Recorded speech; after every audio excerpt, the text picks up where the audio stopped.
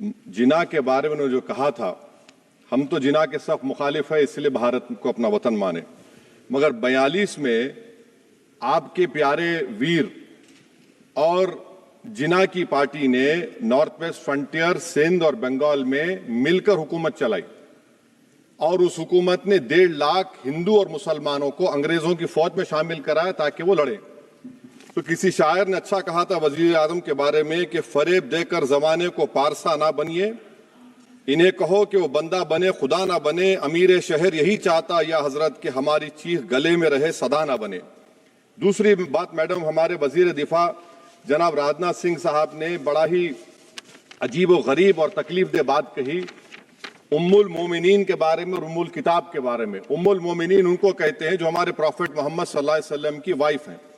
वो हम तमाम मुसलमानों की माँ, हम उनको तस्वुर करते हैं, मगर हम उनकी इबादत नहीं करते। हम अपनी माँ की इबादत नहीं करते। उम्मुल किताब कुरान है, हम कुरान की इबादत नहीं करते। कुरान अल्लाह का बिजावा कलाम है। तो उसके बारे में भी शायर ने अच्छा कहा कि खबर नहीं जिन्हें अपने दीन और मजहब की, हमें वो दीन का मतलब सिखाने निकले हैं। अहम बात यह है कि मैडम, हमारे मुल्क का आइन क्या इस लफ्ज से आगाज होता है, वी द पीपल। इसका आगाज भारत माता के नाम से नहीं होता है। हमारे संविधान का जो प्रियम्बल है वो क्या कहता है? Liberty of thought, expression, belief, faith and worship. अगर दस्तूर का ये पहला सफा ये बात करता है तो फिर कैसे किसी शहरी को किसी खुदा, देवी, देवता की इबादत करने पर या सजदा करने पर मजबूर किया जा सकता है? आप ही की पार्टी से आज की जो बातें हुई इसी कब हो रही हैं। हमारे कॉन्स्टिट्यूंट असेंबली में मैडम एक मोहतरमा थी रोहिणी कुमार चौधरी ने एक तजवीज दी थी कि प्रियम्बल में किसी देवी के नाम से शुरू हो। उन्होंने खास तौर से वंदे मातरम का जिक्र किया मगर उसको कबूल नहीं किया गया। फिर केवी कामत साहब ने एक तजवीज दी कि इट्स सिटीजन्स को बदलकर हर सिटीजन्स किया जाए और खुदा के नाम से शुरू किया जाए, वो तरमीम को मुस्तरद कर दिया गया। हमारे संविधान का उसूल यह है कि भारत क्या है, उसकी अवाम है, अवामी कानून की मुसन्निफ है, अवाम मर्जी से सबसे बालातर है, अवामी हाकिम है। मुल्क किसी खुदा, देवी, देवता, मजहबी इलामत के नाम से नहीं चलता, ना मुल्क किसी एक मजहब की मिल्कियत है। इसीलिए बाबा साहब अम्बेडकर ने क्या कहा था, उन्होंने मदर इंडिया के नजरिए को मुस्तरद किया। बाबा साहब ने एक नई इस्तिलाह वजह कर दी और कहा कि भैक्षित भारत, ये बाबा साहब अम्बेडकर ने कहा। अब मैडम, अगर मजहबी आजादी इस आइन का बुनियादी उसूल है तो सवाल यह पैदा होता है कि उस वक्त हमारे जो कॉन्स्टिट्यूंट असेंबली के प्रेसिडेंट थे जनाब राजेंद्र प्रसाद साहब ने किस बुनियाद पर वंदे मातरम को कौमी तराना करार दिया? ना तो कोई सेक्यूर रेजोल्यूशन है इसके बारे में। मैडम, मैं आपको बताना चाहूंगा कि जुडिशरी क्या कहती है। बीजू इमैनुअल केस है 1986 का, जिसमें जिहोवा विटनेस ने कहा कि मैं नेशनल एंथम के वक्त खड़े रहूंगी, पढ़ूंगी नहीं। सुप्रीम कोर्ट ने कहा कि उसने कोई गुनाह नहीं किया। वहीं एक 2017 का केस है अश्विनी उपाध्याय का केस सुप्रीम कोर्ट का, उन्हें कहा गाइडलाइंस दिए जाएं वंदे मातरम पर, सुप्रीम कोर्ट ने नहीं कह दिया। फिर आप आ जाइए madam, prevention of insult act national 1971, इसमें नेशनल सॉन्ग नहीं है, सिर्फ नेशनल एम्बलम और आपका नेशनल एंथम है। फिर आप आ जाइए 40th अमेंडमेंट आर्टिकल 51 है, 76 में पास हुआ, उसमें भी इसका कोई जिक्र नहीं है।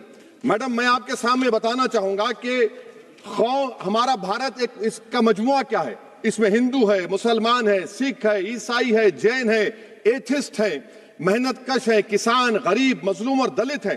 मगर अगर जो तकारीर आज हमने यहां पर सुनी और बाहर जो सुनते हैं, अगर भारत को देवी कहने और उसके आगे सजदा करने, तो दरअसल कौम परस्ती को, वतन से मोहब्बत को मजहब में तब्दील कर रहे और फिर यहां पर बोल रहे कि अगर भारत में रहना है तो वंदे मातरम गाना पड़ेगा। भाई, ये तो संविधान के खिलाफ है, सुप्रीम कोर्ट के जजमेंट के खिलाफ है।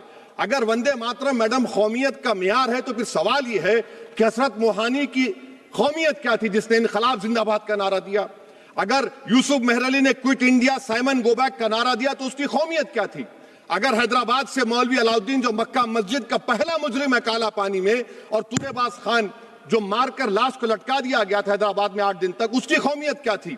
अगर इनायतुल्लाह काफी जो जिहाद का फतवा अंग्रेजों के खिलाफ दिया मुरादाबाद में, जब उनको 2 दिन में फांसी की सजा दी गई, और जब फांसी की सजा के ऊपर जा रहे हैं तो इनायतुल्लाह मौलाना काफी की जबान पर क्या था? वो रसूलुल्लाह हमारे प्रॉफिट की नात पढ़ रहे थे। क्या पढ़ रहे थे? कोई गुल बाकी रहेगा ना चमन रह जाएगा, पर रसूलुल्लाह का दीन हसन रह जाएगा। तो उनकी कौमियत क्या थी? माल्टा की जेल में महमूदुल हसन, हुसैन अहमद मदनी 6 महीने माल्टा की जेल की ग्राउंड में पड़े रहे, उनकी कौमियत क्या थी? अल्लामा फजल खैराबादी का वो सेल काला पानी का पुकार पुकार कर इनसे पूछ रहा है, जो वहीं पर मर गए, खबर वहां पर है, बताओ मेरी कौमियत क्या थी? मैडम, मैं एक मुसलमान हूं, मैं इस्लाम को मानने वाला बावकार इंसान हूं, और मेरे मजहब की बुनियादी तालीम तौहीद है, ला इलाहा इल्लल्लाह, नहीं है कोई खुदा सिवा अल्लाह के। और कुरान में अल्लाह क्या बोल रहा? इय्याका नाबुदु इय्याका नस्तईन, तुम मेरी इबादत करो, मुझे मानो। मुझे कहां से मिल रहा? आर्टिकल 25 से मिल रहा है। मुझे कहां से मिल रहा है? Liberty of thought, expression, belief, faith and worship से मिल रहा है। तो इसको जोड़ना ये बहुत ही खतरनाक होगा। और हमारे प्रॉफिट मोहम्मद सल्लल्लाहु अलैहि वसल्लम जब मदीने को गए तो उन्होंने उस वतन के लिए दुआ की, कहा कि अल्लाह मदीने की मोहब्बत हमारे दिलों में और इजाफा कर दे, मक्के से ज्यादा कर दे। तो ये इस्लाम, मुसलमान होना, हमारे ईमान में मुल्क की मोहब्बत बीच में नहीं आती, और मुल्क से मोहब्बत है और रहेगी हमेशा, क्योंकि ये अजीम कुर्बानियां यहां पर शामिल है जिन्होंने जंग आजादी में हिस्सा नहीं लिया। आज अगर वो वतन की मोहब्बत का दर्ज देंगे तो बड़ा गलत होगा। मैडम, मैं आपके सामने एक चीज पढ़ूंगा। 1937 रविंद्रनाथ टैगोर ने लेटर लिखा सुभाष चंद्र बोस को। मैं सिर्फ, किसी ने नहीं पढ़ा ये।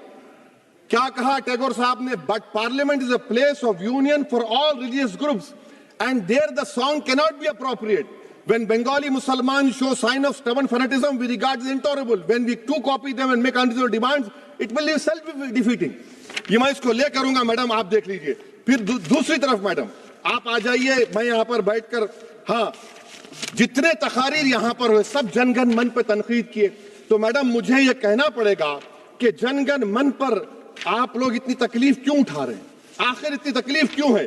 तो मैं जब जाकर देखा तो मुझे 28 दिसंबर का ऑर्गेनाइजर मैगजीन का आर्टिकल मिला, जिसमें ऑर्गेनाइजर लिखता है कि what is the moral sanction behind government choice of Janagana Mana, except that it can be made an item of entertainment at the sumptuous parties thrown by government officials.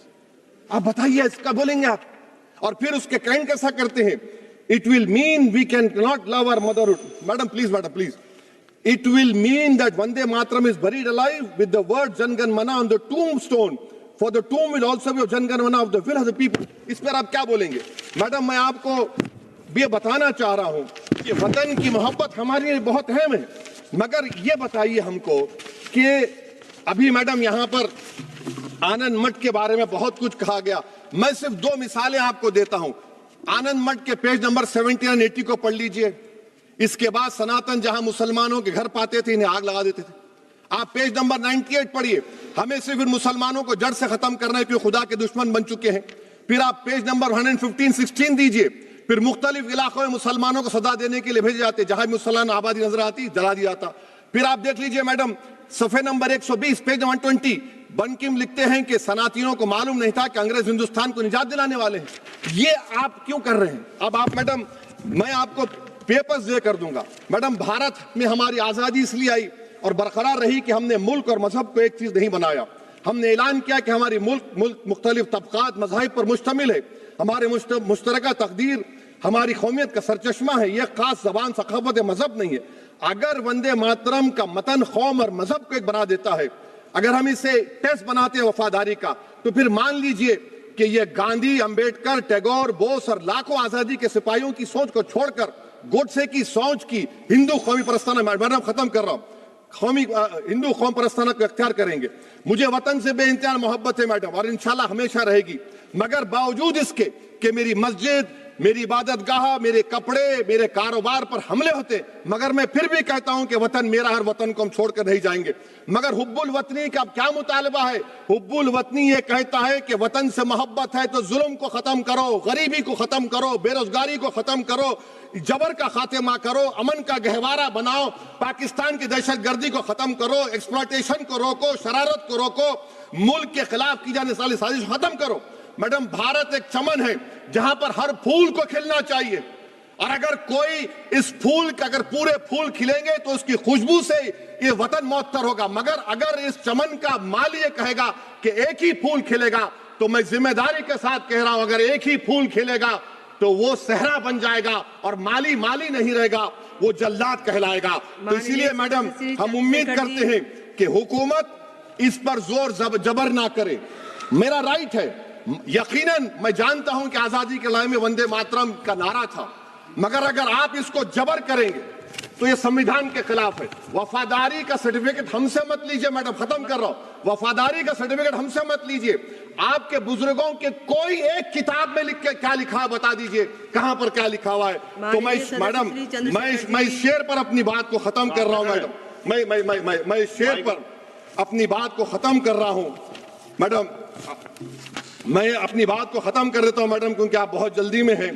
कि भारत जिंदाबाद, हिंदू मुसलमान जिंदाबाद, दलित जिंदाबाद, ईसाई जिंदाबाद, आदिवासी जिंदाबाद, जो किसी खुदा को नहीं मानते वो भी जिंदाबाद, और मैडम सब पिछड़ा सब आ गया इसमें। तो हम उम्मीद करते कि इस रूह को आप समझेंगे, अगर आप सिर्फ अपनी आइडियोलॉजी को लेकर चलेंगे। और आखिर में मैडम, जनाब बंकिम चंद्रा साहब के बारे में मैं आपके सामने डॉक्यूमेंट लेकर रहा हूं कि उन्होंने बीए का एग्जाम पास नहीं किया था, 7 मार्क्स से फेल हो गए थे, ये भी रख रहा हूं। तो आप जिसको लिटरेरी जायंट बता रहे, ये नहीं है। बहुत बहुत शुक्रिया।